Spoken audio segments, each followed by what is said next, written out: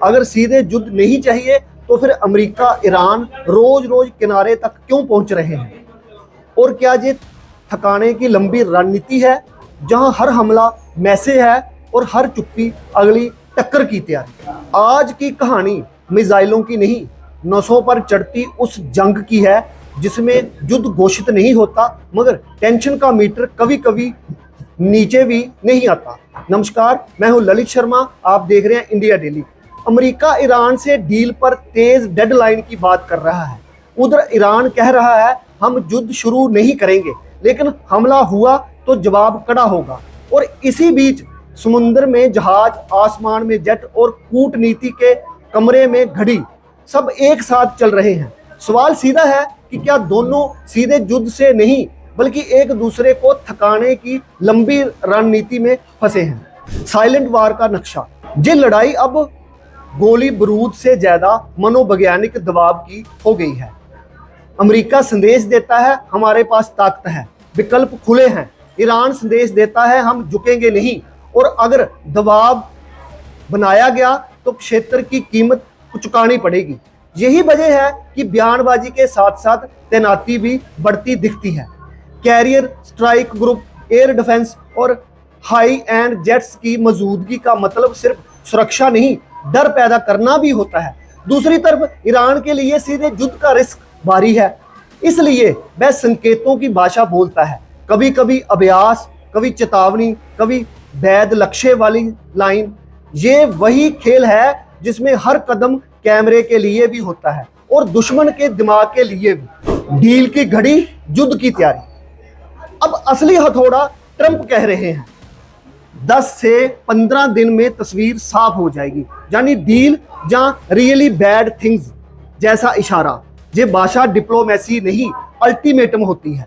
और अल्टीमेटम का जुड़वाबाई होता है मिलिट्री बिल्डअप, क्योंकि बिना दबाव के अल्टीमेटम मजाक बन जाता है। उधर ईरान कहता है हम युद्ध शुरू नहीं करेंगे, लेकिन अगर हमला हुआ तो जवाब देंगे। और संयुक्त राष्ट्र में भी ऐसी बात रखी गई कि आत्मरक्षा में यूएस बेस एसेट लक्ष्य माने जा सकते हैं।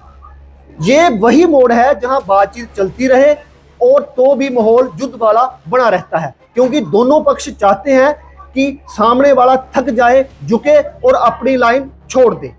अब खेल का सबसे खतरनाक मोड़ स्ट्रेट ऑफ होर्मुज, जहां धमाका नहीं भी हो तो सिर्फ अस्थिरता की खबर से बाजार हिलता है, इंश्योरेंस बढ़ता है, शिपिंग डरती है। हाल ही में रिपोर्ट आया कि होर्मुज में कुछ घंटे की बंद डिस्ट्रप्शन जैसी बात सामने आई। और दूसरी तरफ समुद्री सुरक्षा एजेंसियां बोर्डिंग डिटेंशन जैसे जोखिम की चेतावनी देती रही। ये वही जगह है जहां ईरान बिना सीधे युद्ध के भी दुनिया पर दबाव बना सकता है और अमेरिका बिना गोली चलाए भी जवाब दे सकता है। अतिरिक्त तैनाती, एस्कॉर्ट और रेड लाइन के संकेतों से सवाल, क्या ये समुद्र अब मिसाइल से बड़ा हथियार बन चुका है? तेल की छाया, अर्थव्यवस्था पर बार। अमेरिका जानता है कि ईरान की सांसें तेल से चलती हैं और ईरान जानता है कि अमेरिका की कमजोरी उसकी अर्थव्यवस्था नहीं बल्कि वैश्विक कीमतों की राजनीति है। इसलिए असली लड़ाई तेल जहाजों के इर्द गिर्द घूमती है। शैडो फ्लीट, शिपिंग नेटवर्क और प्रतिबंधों की सख्ती। यूएसए ने हाल ही में ईरानी तेल शिपिंग नेटवर्क पर कार्रवाई और इलसिट ट्रेडर शैडो फ्लीट जैसी भाषा में कदमों का जिक्र किया। ये वही साइलेंट हथौड़ा है जहां बम नहीं गिरता लेकिन पैसा सूखता है, और जब पैसा सूखता है तब प्रॉक्सी नेटवर्क की क्षमता भी घटती है। कम से कम यही गणित वाशिंगटन मानता है। IAEA की घंटी वक्त कम। ये कहानी सिर्फ राजनीति नहीं, परमाणु घड़ी भी है। IAEA प्रमुख की चेतावनी वाली रिपोर्टिंग में ये टोन दिखा कि समय कम है और डील जरूरी है, क्योंकि तनाव बढ़ेगा तो निरीक्षण, कंट्रोल और मुश्किल होगा। और जब समय कम वाला वाक्य आता है तो दोनों पक्ष अपनी अपनी जनता को समझाने लगते हैं। अमेरिका कहेगा हमने दबाव बनाया, ईरान कहेगा हमने झुककर नहीं शर्तों पर बात की। यही वह जगह है जहां डील भी एक हथियार है और डील ना होना भी, क्योंकि डील अटकते ही मिलिट्री ऑप्शन की भाषा वापस आती है और बाजार क्षेत्रीय साझेदार सबके सब अलर्ट पर चले जाते हैं। रूस फैक्टर, संदेश किसको जा रहा है? एक कम देखा गया शेड, ईरान के साथ रूसी नौसैनिक अभ्यास जैसे कदम सिर्फ सैन्य अभ्यास नहीं होते, वो संदेश का मंच है। संदेश अमेरिका को भी है और क्षेत्र के बाकी खिलाड़ियों को भी। जब तनाव में कोई तीसरा बड़ा खिलाड़ी फ्रेम में आता है तो टकराव की कीमत और गणित बदल जाता है। अमेरिका इसके जवाब में और तैनाती दिखाएगा और ईरान अपने सहयोगियों साथियों के जरिए ये बताने की कोशिश कर रहा है कि वह अकेला नहीं है। ये वही मैच है जिसमें गोल कम होते हैं और कार्ड ज्यादा दिखते हैं और चीन हर कार्ड का मतलब होता है। अगली बार टक्कर और तेज हो सकती है। थकाने की रणनीति, अंतहीन तनाव की फैक्ट्री। तो असल एंगल यही है जो सीधे युद्ध का मॉडल नहीं, थकाने का मॉडल है।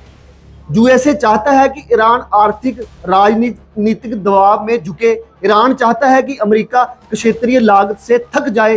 बेस, जहाज, सहयोगी, शिपिंग, बाजार सब कुछ महंगा पड़े। और यही वजह है कि कभी बातचीत अच्छी होती है और कभी डेडलाइन और बुरे नतीजे की धमक। नतीजा, क्षेत्र एक ऐसे मोड़ पर खड़ा है जहां गलतफहमी भी घटना बन सकती है और घटना आग। यही कारण है कि ये कहानी हर दिन नई लगती है, क्योंकि ये युद्ध नहीं, युद्ध की तैयारी का स्थायी मोड़ है। ये वह टकराव है जिसमें युद्ध का ऐलान नहीं होता, लेकिन हर दिन नए संकेत बताते हैं कि अमेरिका और ईरान एक ऐसे मोड़ पर खड़े हैं जहां बातचीत और बारूद साथ साथ चल रहे हैं। डील की घड़ी टिक टिक कर रही है और समुद्र की बढ़ती हलचल उस चुप्पी की कहानी कह रही है जिसमें अगली टक्कर का बीज छिपा होता है। प्रतिबंधों का दबाव, तेल के रास्तों पर खतरा और क्षेत्रीय ताकतों की मौजूदगी इस संघर्ष को वैश्विक चिंता बना चुकी है। यूएसए दबाव बनाकर झुकाने की रणनीति पर है तो ईरान कीमत बढ़ाकर थकाने के खेल में दिखाई देता है और यही संतुलन सबसे खतरनाक बन जाता है। सवाल अब युद्ध का नहीं, बल्कि इस लगातार बढ़ते तनाव के अचानक विस्फोटक मोड़ लेने का है। दुनिया की नजरें बातचीत पर हैं, लेकिन असली कहानी उन संकेतों में छिपी है जो भरोसे से ज्यादा शक की तस्वीर दिखाते हैं। और अगर ये साइलेंट वार यूं ही जारी रहा तो इतिहास बिना घोषणा वाली जंग के तौर पर याद कर सकता है, जहां हर चुप्पी टक्कर की तैयारी थी। आप देखते रहिए इंडिया डेली, फिर मिलते हैं बड़ी खबर के साथ। देखिए इंडिया डेली 24/7 अब आपकी स्मार्ट टीवी पर। इंडिया डेली मौजूद है सभी डिजिटल प्लेटफॉर्म पर लाइव और लगातार। इंडिया डेली 24/7 हर दिन राष्ट्र को समर्पित।